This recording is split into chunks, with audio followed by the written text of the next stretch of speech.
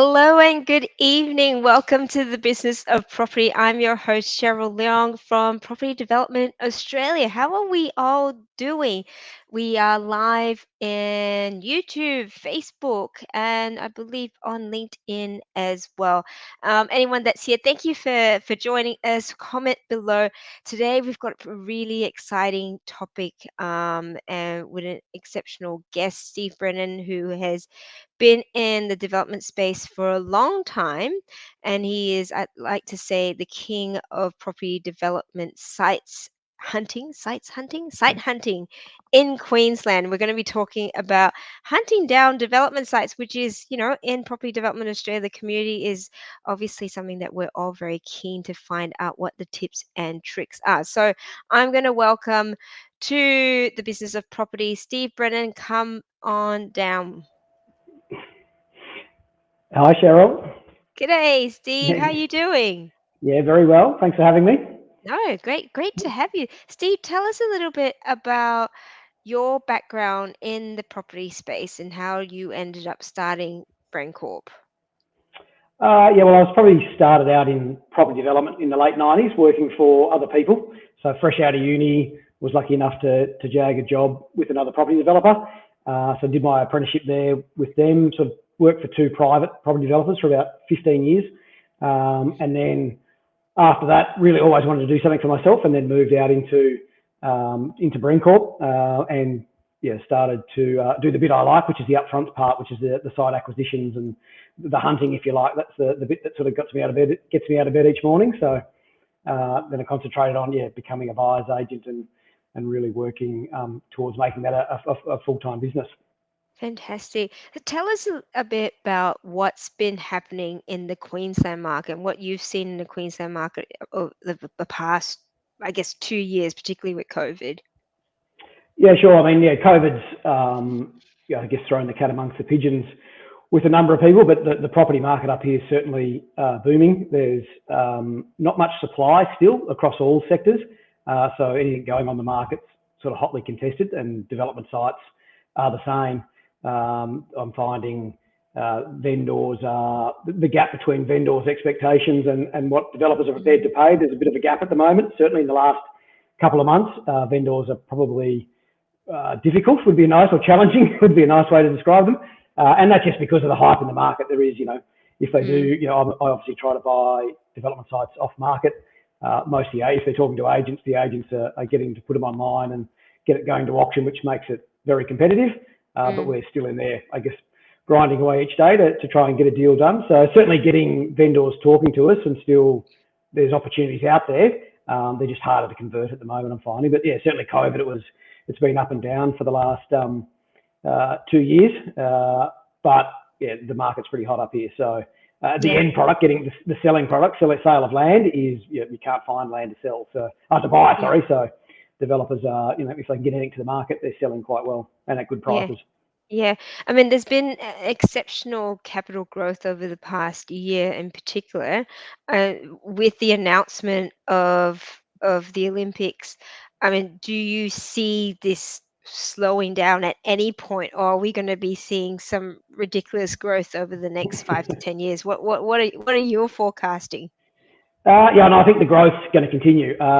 You've got the Olympics. We've got the casinos getting built. We've got cross river rails being built at the moment. So these are all very large, billions of dollars infrastructure projects, which are just adding to all that capital growth, adding to facilities everywhere. And the Olympics sort of coming at the end of that, I think is going to top it all off. So if the supply, I mean, the issue at the moment, I think supply is low, but even I think that there's a fair bit of pent-up demand there. So anything that comes on the market's been sort of snapped up. So I think as we go, a lot of the existing stocks getting snapped up already.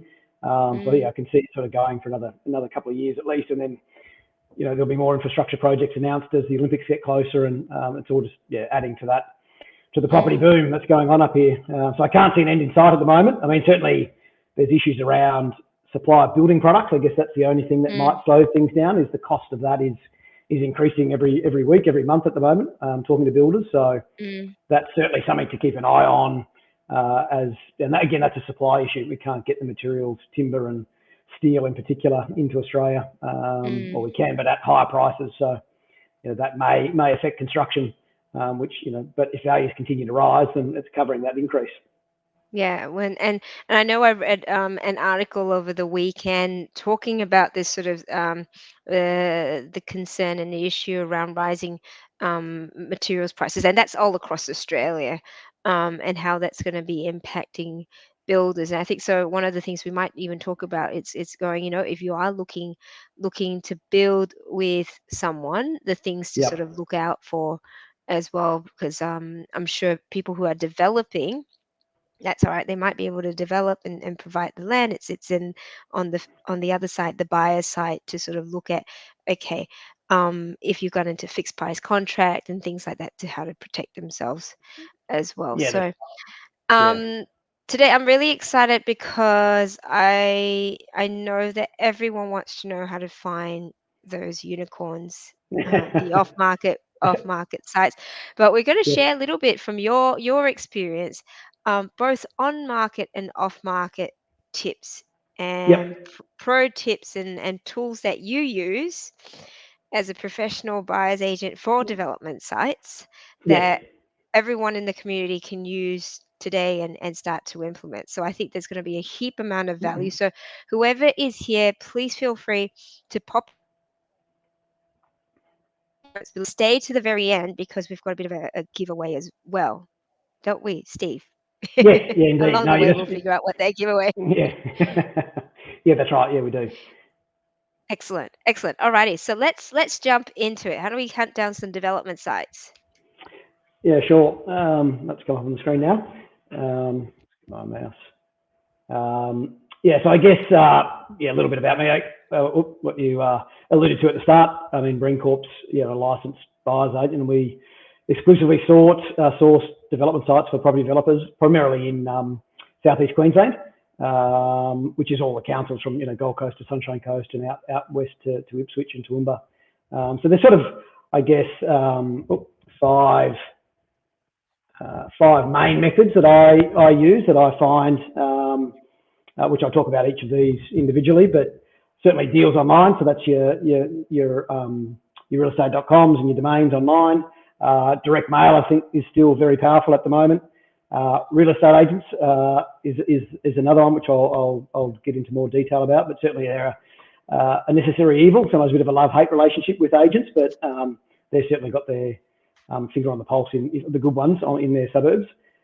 Social media, and then when I mean social media, it's more around social media networking as well. So it's being involved in groups like yours. There's certainly groups for just development sites, but also LinkedIn, and engaging with property professionals, so real estate agents, town planners, builders in the industry. So growing your network in and around, people that are in the same industry as you. And fifthly is also mindset and routine, which is part of obviously combining all of that to how do you get it to work. And I guess my approach is a little bit different I like the automation of it as well. So how do you do this at scale when you've got multiple? I'm looking for multiple sites at the time. So how do you do it at scale every day as well? So that's Yeah, part I of it. think that's a So really, really good point yeah, around putting a system and automation in place, whether that's automating technology or automating through the help of other people yeah, as well. correct. Yeah, and Yeah, I do both. Yeah, there's yeah, software and that can help, and also people that help. So I do both. So amazing, awesome. I'll sort of get to the first one. So deals online. So I guess it sounds a bit obvious, but certainly, the normal searches you can do on realestate.com and also domain. I prefer realestate.com. I think it does get more listings, but that might be a Queensland thing as well. I know some of the southern states get more traction from domain, but it's free to join. You can set up a profile. What I love doing, you can set up a profile and then set up saved searches. So you can do the traditional filters of setting up by property size or by the suburb, those type of things. So I'm obviously looking for development sites. So if you just did a property search for like 810 square metres in certain suburbs, you'll get a lot of properties, and most of them won't be development sites. Some will, but some won't. So what I like to do is filter by keywords, which is something you can do in realestate.com. So I've given a couple of examples there. So splitter is a word that real estate agents use a lot. STCA, so subject to council approval. agents use a lot, and detonate's another one they use. So they actually use renovate or detonate as their catchphrase. Yeah. So what you're trying to think of is words the real estate agents commonly use when they're online and when they're doing their copyright for their ads. And then this is a way of filtering those sites to come up. So they're not always going to be 100% development sites, but what it does is give you a good list of development sites that are online very quickly and on a daily basis as well. So those lists change every day. So are you talking about individual search filters? So I'm thinking that you've got one filter for splitter, one filter for subject to council approval. Okay. Yeah, correct. Yeah, so I've probably got, and then I do quite a wide, broad search, but I'll have in Brisbane City Council, the Greater Brisbane area, then I'll have the Greater Gold Coast area. So I've actually got multiple searches. So, but within each council area, I've probably got about 8 to 10 saved searches that every day get checked to see what new properties have been added, and then we contact those agents and find out, more about the property. Again, getting your name out there, telling them what you're after. And the other, and the good thing with the online search engines, you can have the mobile app on your phone, so you can be anywhere. Because when you sign in, you can then sign in on your app and it brings up all your saved searches. You just click through your saved searches each day. So you can do it on the run, on the mobile, and then you can just, call agents, email agents, get in front of them, let them know what you're doing. So it's a good source of finding out where development sites are and also where the suburbs are that are getting a lot of the sales for development sites as well. So, and of course, through these search engines, you can narrow down by suburb. So one of the tips, I guess I've got a few little tips there. To automate it, I actually, doing this every day, it becomes, if I've got 8 searches across multiple council areas, actually use one of your virtual assistants, 𝗗𝘂, to help me do that each day. So 𝗗𝘂 clicks on each of the searches every day, contacts each of the agents for the new sites that are added, and then makes contact via email with them. And then we actually, use that, which I talk about in item 3, where I add them into my database as well, the real estate agents. But it's just a good way of contacting, letting them know what we're looking for across all my buyers, and then and also asking them what else they've got. So they've got the online stuff, but then we always ask the question, what else do they have? What do they got coming up? Do they have any pocket listings, anything off market as well? So the other just online is, I guess, that for sale by owner. When there's not an agent involved, they're always good ones to target as well, to talk to them directly to find out, what they're looking for, rather than sometimes the agents, they're working for the seller. That's always, remember that. I'm working for the buyer, so I want the best result for my buyers. Whereas when it's for sale by owner, I guess, I can get directly to the owner straight away, rather than sort of the gatekeeper of the real estate agent. Steve, just with the for sale by owner, are they coming up on realestate.com as well? Yes, the filtered searches that I do, they'll show up. If they don't quite use the same words as, say, a real estate agent does, but a lot of time they get the copyright. It'll talk about a development site or a subdivision or a splitter, and there's some key words there that grab those ads to pop up as well. So there's a little giveaway to what I've done. Actually, there's a link there. I don't know if we're going to talk about that, but I'll PDF this presentation so people can get a copy of the presentation. You can actually click on that link and that'll take you to the realestate.com search that I do for splitter blocks in the Brisbane area. So it sort of shows you straight away what comes up, and then you can just see what's added each day or each week when you get on there and check it out. I said it's pretty much a daily update. Correct. Yeah, and it's a good barometer of what's happening on a daily basis for development sites. How many are on there? How many have been added recently? Is it quiet at the moment? So it's a good feel for the market, if you like, too. So it's also good market intel. What other property, even if it doesn't suit your, particular requirements, it's giving you good intel on what they're asking for it, where it is, what it can be, how it can be developed as well. So it's sort of good research and market intel as well at the same time. And they flush out an opportunity too. So because a lot of agents do have other listings that aren't online. That's the bonus of it. Yeah, and the thing that keeps coming up that you've mentioned is this relationship with agents. And building that relationship with them, because they might have posted something, but they said they might have something that's actually not listed and is off market. Yeah, that's right. Yeah, so it's a good way of just getting a list to make content. And I talk about a bit more of that in number 3 under real estate agents. So I think number 2 is the next one, which is the direct mail. So I guess a lot of people have done direct mail before as well. I mean, there's software out there that can help you with that as well.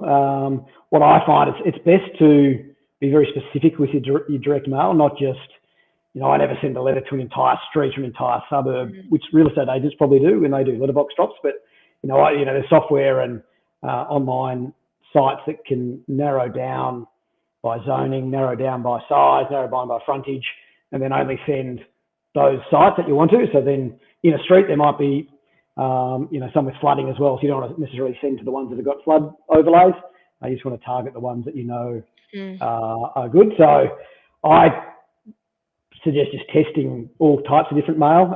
I found for me, the best way is the professional approach. So I come as a very professional,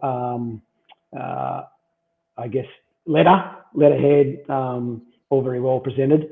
And it's more about also, I guess you want them to open the mail initially, but it's also getting just a conversation started and how you can help them. So that's what you've got to try and convey in your letter. And like I said, test different colours, test handwritten notes, test all those things, all are good. And I get varying results depending on where the market's at. But I've found the best way for me is the professional approach. And then also keeping track of it. So keeping track of who you've sent the letters to, how many letters you've sent. So I think my next slide, I'll talk about that a bit more. It's not just around, one letter. It's as many as 5 or 6 letters before you actually get a response. You will get people. I get people that call me and ask me not to send them any more letters, which is fine, or they'll contact me when they're ready, which is okay too. At least I'll note that on my thing, on my spreadsheet or actually in my database to say, well, I'll leave them be then.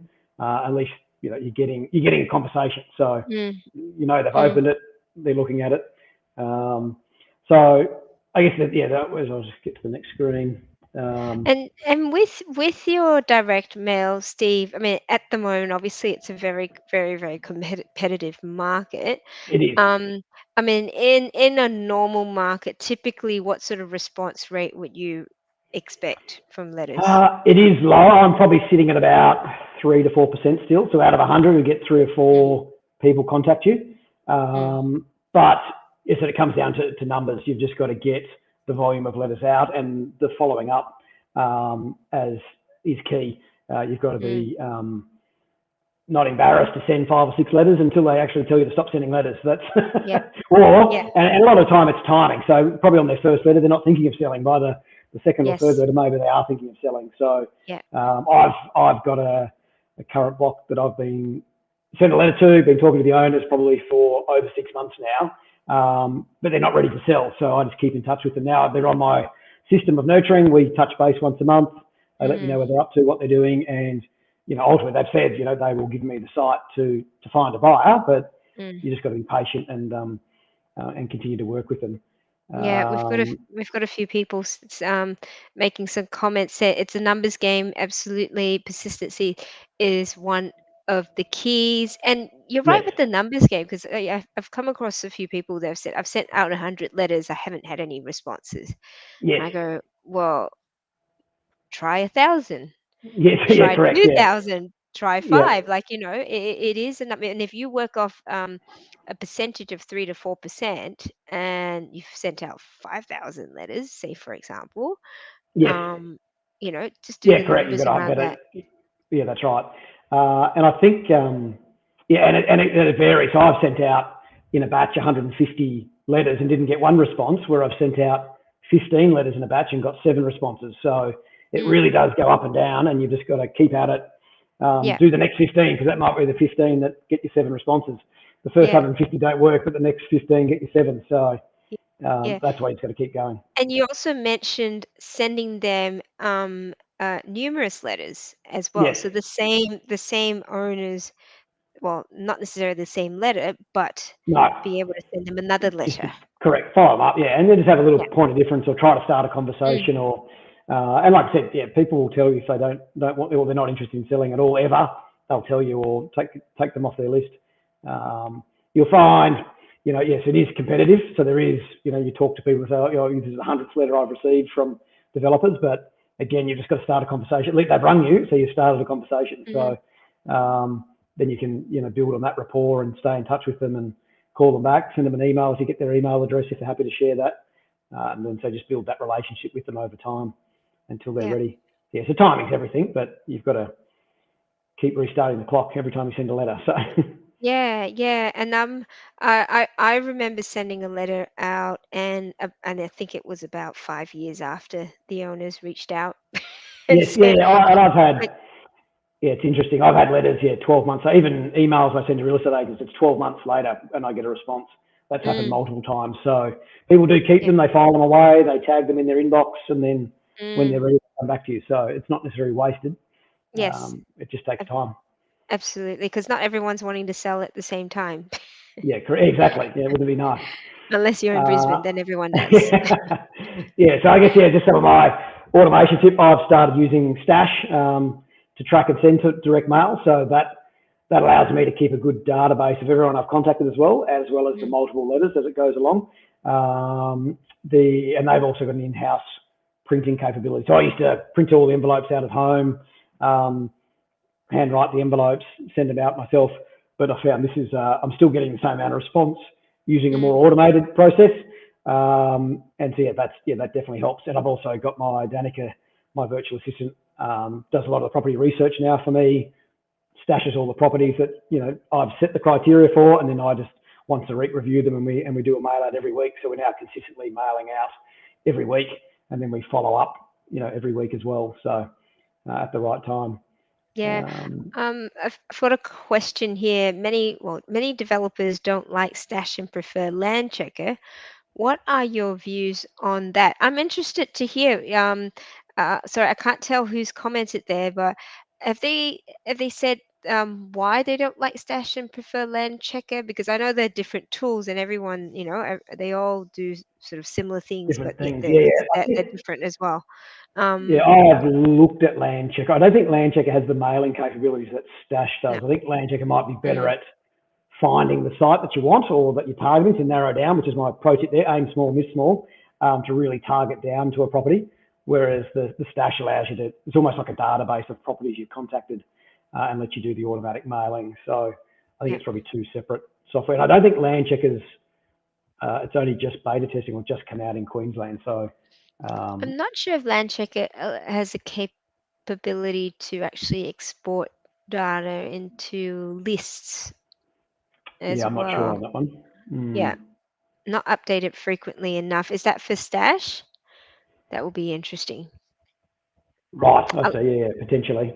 Yeah, and you've got to Um, be careful. Yeah, I mean the data contained in these software, same as Price Finder, Stash. It's only as good as whoever inputted it. So you do have to do your yeah, checks and balances. yeah.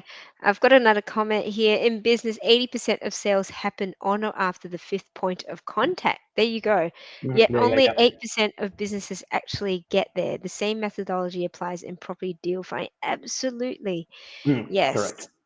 Yeah, so if And you're so the we do that, and I really like that you've mentioned that as well. That it's about send a few letters yes, to the same property. yeah, yeah, correct. Yeah, that's right. Yeah, like I said, yeah, that was the pro tip there. I guess aim small, miss small, but and then I've actually put in there if you download the PDF, my exact letter that I send out to Mm, one of my letters. I've got a couple, but that's one of my direct mail letters there that I send out to client or to potential development site owners. yeah. So So you stay can grab that stay there to now. the very end So, if you want to get a copy of that letter, because I know that's one of the questions we get asked all the time. Do you have a template letter that I can use? yes, yeah, for sure. So happy to share that. Yeah, so real estate agents, I guess, yeah, like I said, they're a necessary evil. But I mean, what I find with real estate agents, I tend to go very wide with real estate agents and contact a lot. So I think I've got 4,500 now in my database. And you'll find agents move around a lot as well. The good ones will bubble to the surface. So it's just, again, about being consistent, getting the agents that are Mm, selling development sites. A lot of agents never sell a development site in their entire career, but some are in certain areas, if that's your target areas where there are development sites. So it's worth building relationships with them and staying in contact with them regularly. So I guess my advice on agents is to think about they're very busy as well. So I find different agents respond to different forms of communication. It's finding, some respond to emails, some prefer to text, some prefer phone calls. So it's really finding out what they like and then using that to stay in touch with them. they can be slow coming back, but again, it's like we talked about, the fifth or sixth call. If you don't hear in the first couple, yeah, keep trying. I generally, when I'm chasing an agent, I'll do all three. I'll call, text, and email all at the same time, and then that's the follow-up: call, text, email, call, text, email. Keep doing that to get in touch with them, and then find out what they're doing as well. So find out what they've got a lot of market intel. They're at the coalface every day talking to vendors. So they're a great source of information. You just got to get them at the right time that suits them. Obviously a Saturday morning is not the best time when they're doing all their open homes and running around. But if you can get the timing right, start finding out, making their lives easier, I suppose. Tell them what you're looking for, your budget, what areas, what type of property. But yeah, you want to be top of mind for the right reasons. You don't want to be annoying, I guess, is my point. But I also find they want to put you on their mailing list, which I don't mind.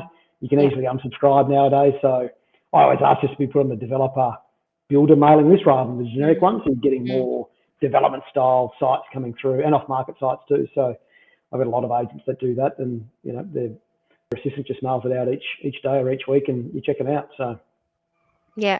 And how often are you reaching out to these agents? Like, is this a weekly thing, monthly thing, or? initially it's sort of, I guess, over the first week, getting them, trying to get in contact, try to get that, and then slowly move them into pretty well a monthly. Once I've sort of made contact, introduced ourselves, so they know what we're looking for. Generally there's a bit of back and forth about budgets and types of property and those types of things, and then it's into a monthly. Because I guess acting as a buyer's agent as well, I'm giving them my buyer requirements all the time as well. So just reminding them, we've got someone looking for this type of property, townhouse site in these suburbs, and then then they remember you. Like I said, they remember it 12 months later. Are you still looking for development sites? They'll give me a call. Yes, always looking. So send it through. I've got some comments here. I had a lady recently said she would rather burn down in her house than sell to a developer. Wow, that's some pretty passionate words there. That was an interesting conversation. That's interesting that she made time to have that conversation with you. Yeah, correct. Yeah. As well. So I find it's an interesting industry we work in. Yeah, absolutely. And for developers in Victoria, it seems best to send letters to vendors rather than agents, because off markets are also sent to buyers, and it makes BAs look stupid when they go to clients saying, "I found an off market opportunity," and they've already seen it. Yeah, and I think that's really and we've brought this up before. There's off market, true off market, and then pre market. Yes. As well, which does go to the agent, but the agent's sort of going, let me just have a look to see who in my database. Yeah, correct. Yeah, they're 200 closest friends. Get it?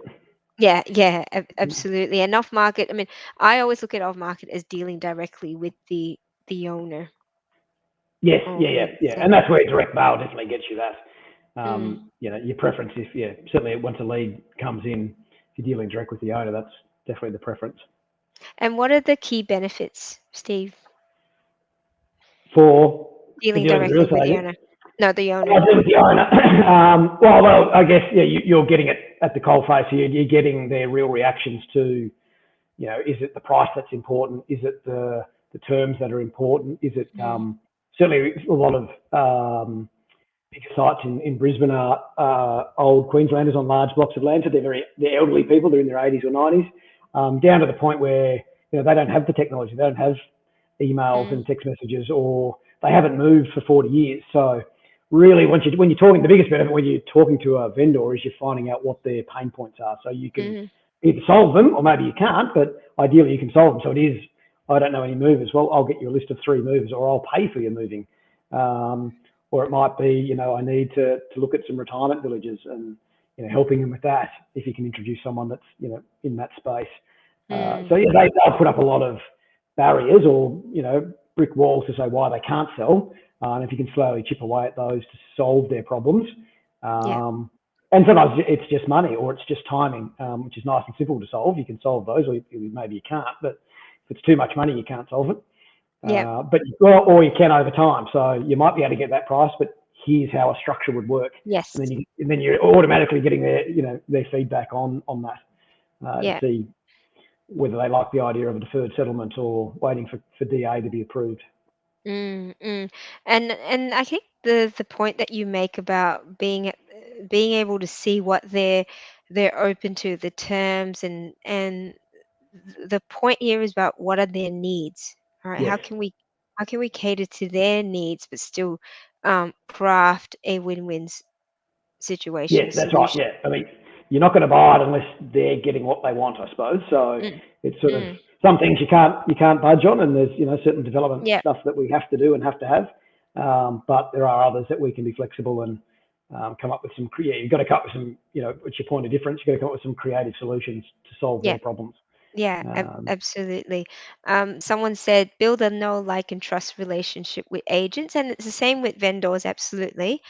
This is mm, how you create sales attraction, and it is. It's so much about relationships because it. Yes, often it is about the price, and everyone wants the top price. yes, But at the end of the day, if you are able to provide a solution to them and they see value in that solution, it doesn't necessarily always have to be about the highest price or about the yeah, price. correct. Yeah, that's right. The price. Yeah, there might be other things that are more important Mm, in their world. yeah. I'm just going to go to the next.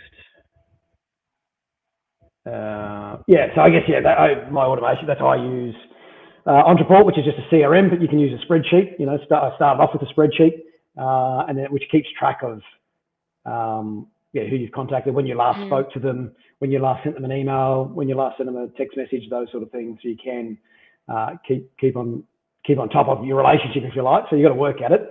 But I suppose my pro tip with agents is to be relentless. Don't get discouraged. You just it's being that consistency and persistency, I suppose. It keeps coming up, recurring theme, but keep talking to them, keep trying.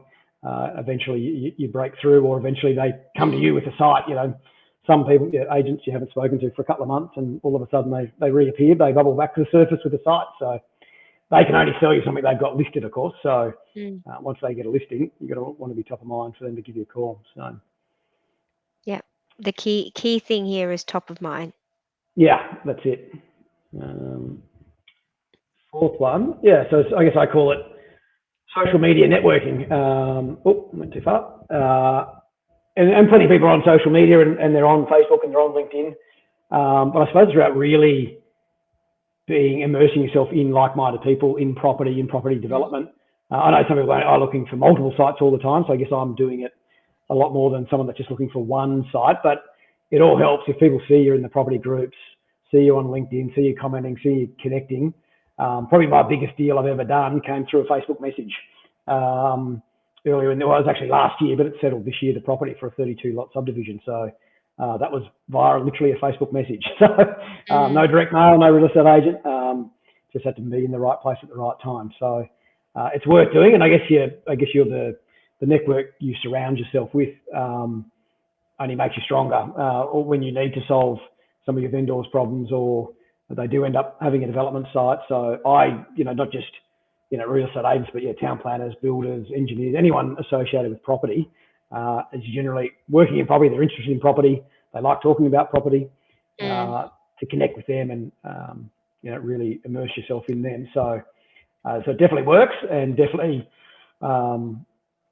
Obviously, I think it's on my next slide, but certainly real estate agents, we were just talking about them, but certainly on LinkedIn, I find them more receptive to connect and also to message via LinkedIn as well. So Yeah. they obviously use that to promote themselves. So when they're getting contact and interest through that,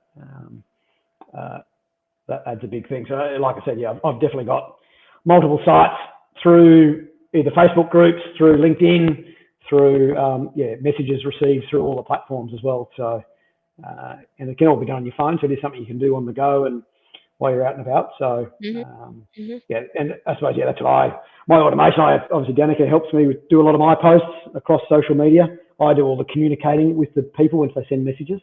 That's what I've definitely noticed.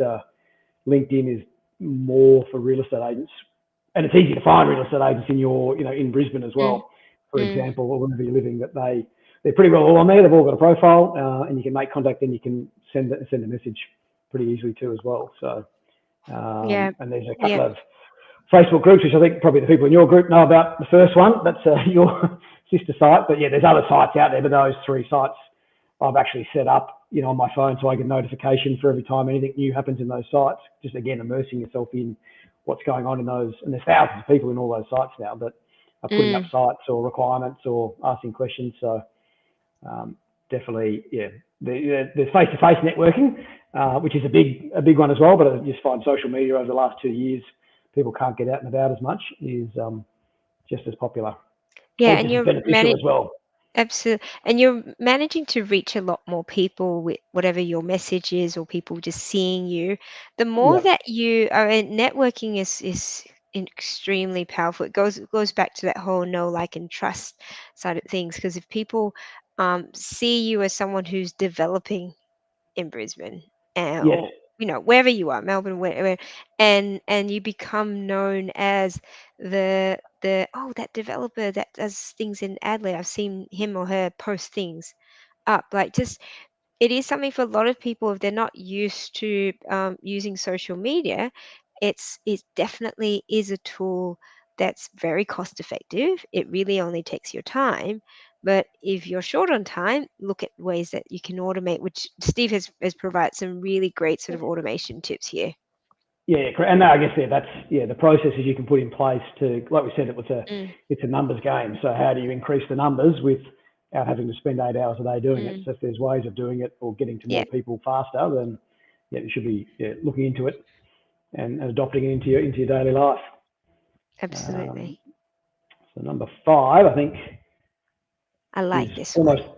the most important one, I think. And a lot of people talk about mindset and being a routine. I guess that's an automation for me. So, I'll just put down my little tips, I suppose, there about, taking action every day. Like I said, even if it's just contacting one agent per day, you do that, that's 7 a week, 28 a month. All of a sudden, you're starting to build a very good network of real estate agents within a month. So, and I think we've touched on it too, being consistent, doing the same things each day, each week, and each month, over and over. I know I guess some people like to think there's a magic pill out there for finding development sites, but it really is the mindset and your routine and automating your routine as best you can with the numbers. We've talked about being persistent, follow up. So it probably needs 3 more. It's almost the 5 or 6 follow-ups to get the answer you want. Lots of FUs, right? Yeah, lots of FUs, correct. As many as you can get in a day. And a big one for me, I suppose, which at the start was a little bit frustrated. It is being patient. It is trusting the process. So knowing it's going to take time, knowing, yes, I sent 100 letters and didn't get a response, but knowing that in 12 months I might get, 7 responses from those people that in 12 months time. So it's just trusting the process, being patient, trusting that it's going to work, which it does. And then a little shout out to, I guess, Tony Merritt's coaching, who helps me get started when I certainly started out in buyers agent, setting my goals and getting the routine and knowing how to be disciplined in yourself to make you take action every day and work towards your goals. So It helps keep you accountable. It does, yeah, correct. Oh, he does, absolutely. So so that's a little photo there. So going from can't to can, there you go. Yeah, absolutely. I love these tips, particularly these last ones, because it can be, it can be demoralizing when you are constantly looking at sites and you're negotiating and you're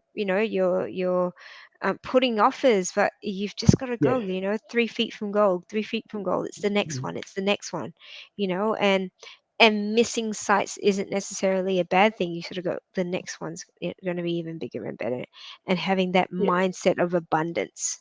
Yes, that's Right. right. To Yeah. just like trust, yes, it trust the process, but trust like the right product, the right site, and the right deal is going to come to you. Yeah, absolutely. It's about taking action. Sorry? About taking action. Taking action, that's it. Yeah, so I think that's all from me. That was just some of my contact details there. But great stuff. Fantastic. I love yeah, those. and it's just a high level sort of overview, I guess. Yeah, the devil's in the detail, and but you've got to start and do a little bit of each one. So I try and do a little bit of each one each day, whether it be direct mail, ringing a real estate agent, looking online. It happens every day and then every week, and all of a sudden you start to get a flow of sites. But yeah, it's not easy. It is challenging, but you've just got to stick to it. Yeah. So if you're out there looking for development sites and you're finding, I'm not finding anything on realestate.com, I'm not finding anything on domain.com.au, have a think. Steve's given you 4 other avenues. Is that 4 others? Well, either way, we've got Plus mindset. You need to have the mindset on yeah, all of them, but mindset. yeah. You need to have the mindset. I think that's the top one. But 3 or Yeah. 4 other avenues to be able to look for development sites. So can you imagine? You've got now 4 other channels. It's at the end of the day, it's a filter. If it's a numbers Yeah. game, you've got to be able to spread, open up that filter and funnel as wide as possible.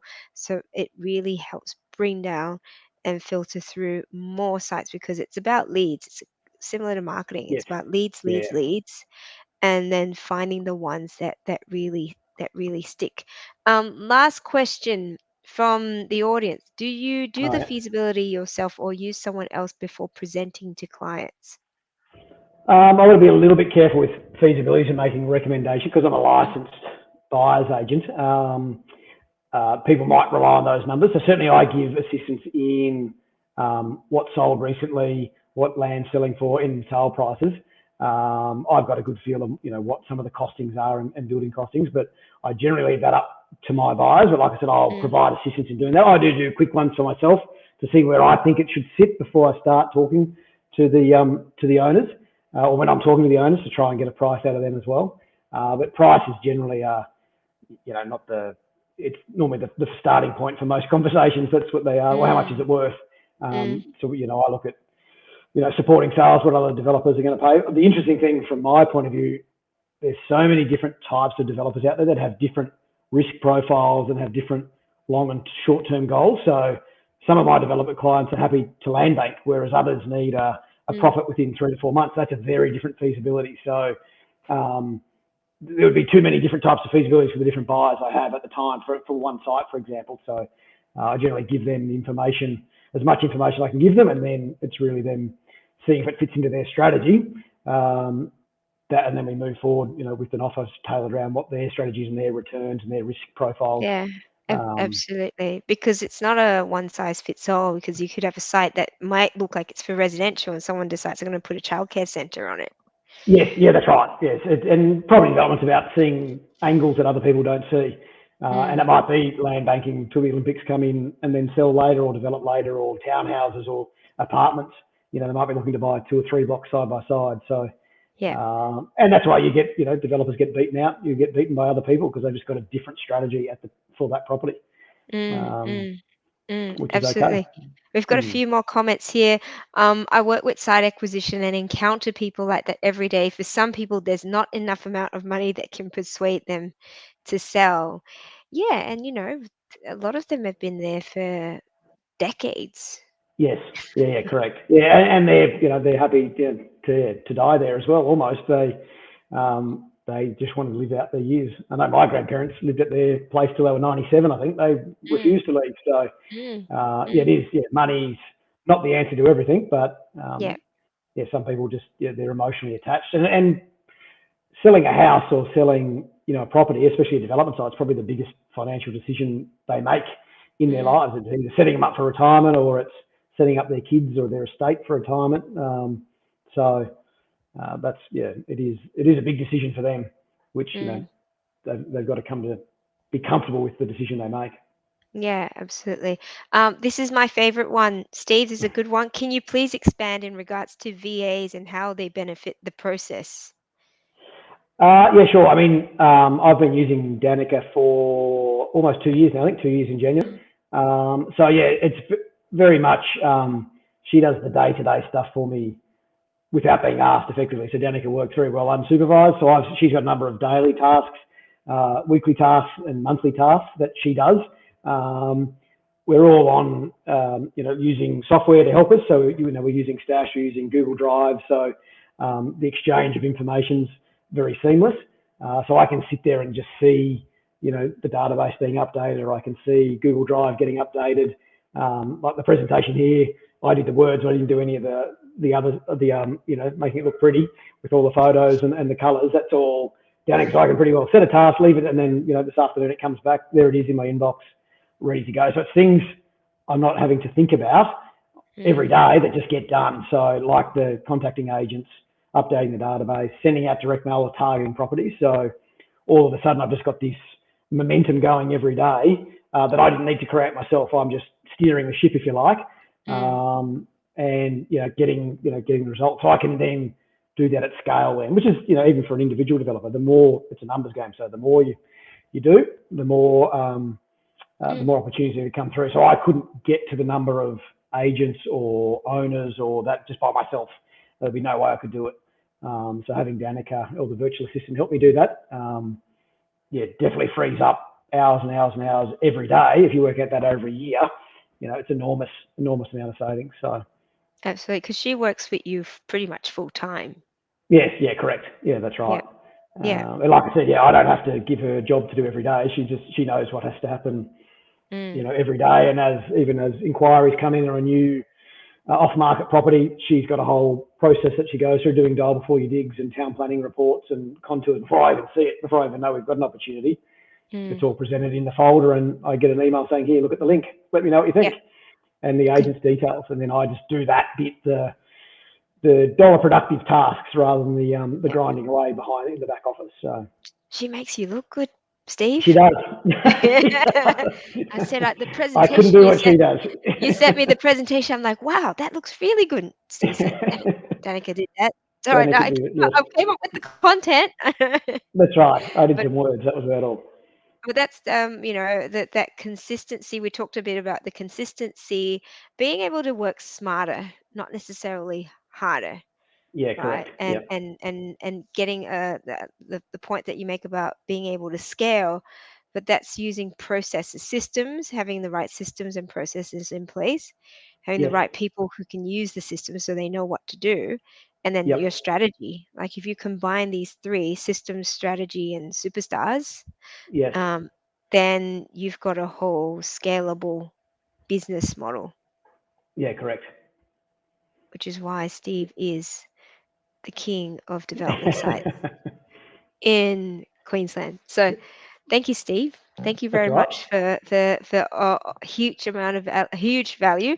If anyone wants to get a copy of the slides, comment Hunt, HUNT, below in the comments, and Steve/Danica will reach out to you and send you a copy of the slides, because you can actually click on those links. If you've been through the whole presentation today, there was some links that you can actually go into and get access to the template letter, those sites that Steve uses, and the filters that Steve uses as well. Again, huge value from some of Hunt. Oh, everyone's hunting. Everyone's on the hunt, Steve. Danica's going to be a busy lady tomorrow. That's right. It won't be me. It'll be Danica. Excellent. Thank you so much, Steve. That was fantastic. You take care of yourself, and we'll see you again very soon. I can see you're going to be very busy in the next day. I think that was enormous value. Thank you, everyone who's joined us this evening. We'll see you. I hope you're doing well. We'll see you in next week's The Business of Property. Take care of yourself. Bye-bye.